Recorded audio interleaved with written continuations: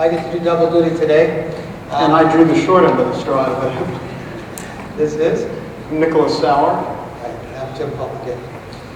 This is our last segment of our presentation here on social emotional climate, and also we talked about it in terms of safety because of some safety issues that are connected to social emotional climate. This has been a very important emphasis that has emerged in the last 5 years or so, maybe a little bit further back than that in our school district.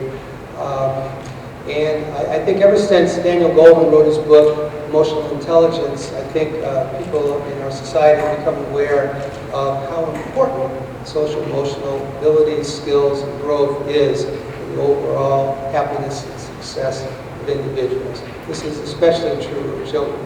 So in our district now, we are really paying a lot of attention to social emotional development. We're building it into the curriculum. We're building it into the induction of new teachers. So in other words, we want teachers who come into this district to be very good teachers on the academic level. We want them to be very sensitive and teachers who can connect with kids on the social emotional level to help them grow.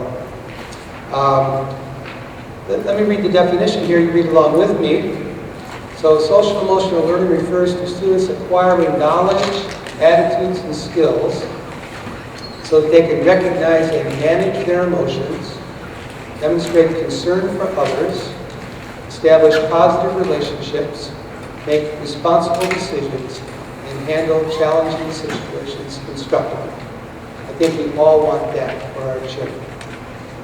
Through these efforts, all children will develop emotional resiliency and achieve academic and interpersonal growth. Resiliency is a key word. We use it a lot when we're talking about this whole area. Teachers use this word a lot because this is what helps kids grow up to be adults who can handle difficult situations, challenges, setbacks, just like the setbacks that we're going through in our country right now. Well, there have been a number of programs, and looking at the audience, and some people that are out there have known about them. But I'd like to share with you some of the things that are going on for the students. The first one is the second step curriculum, which is happening at our elementary and our middle school level. And they're units of instruction in the areas of empathy and impulse control, problem solving, and anger management. And they're fully implemented in universal in 2 of our elementary schools right now. We're lucky enough, actually, I think they have both principals here. Cindy's still here. But at Grove Elementary School and Scott at Barbara Rose Elementary School. The Red Flag program in Claire's story, it's a brief depression awareness and suicide intervention curriculum that was developed by the Ohio Department of Mental Health, and it was brought to Barrington by Erica's Lighthouse, which is a parent program, and is the next thing. It's a parent advocacy and educational group from Winnetka. And they've provided ongoing consulting and resources to Barrington's staff. Erica's Lighthouse is a depression awareness curriculum that was implemented and is implemented for grades 6 through 12, as you can see.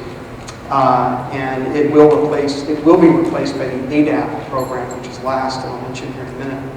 There's also the PTO Morning Line student panel discussion, which took place 2 years ago. And a panel of students who are really more of a focus group answered parent questions about stress and adolescent emotional health and related topics. And then we had staff members, as well as a parent committee, that analyzed what the students were saying and really wanted to create something that would support what the students were saying, which was really nice to get their interaction and what they needed addressed. And finally, the Johns Hopkins ADAP High School program, which is Adolescent Depression Awareness. School personnel were recently trained to increase their knowledge about adolescent depression and bipolar disorder specifically, as well as an overview on this research-based depression awareness student curriculum, so that they can develop, and it is developed for sophomores in high school for health classes, so that we can understand what to look for, so that staff members have the tools necessary to help those students. This slide shows some of the PTO and 220 Educational Foundation programs that we've had in the past few years. We had a presentation by Dr. Barbara Rosa on the bullying, the bullied, and the bystander. This was both presented to parents and to our faculty. The Price of Privilege, Dr. Madeline Devine, which is a book I think many of you might have read a few years ago. It's still worth rereading. I would highly recommend this book. Doing School, Denise Clark Pope from Stanford. We are still working with that group out there in Stanford to help develop some of our social emotional programs. Staying Connected to Your Teenager, another program, Building Resilience, and finally the ADAP Community Night that Nick was just referring to, which I hear was an excellent presentation and a lot of very important information imparted by Dr. Swartz. Oh, and at the bottom there's the hospice adolescent grieving program that was presented about in September, I believe, which I was attending that and I found it very, very important, especially considering some of the tragic losses we've had in the past couple of years.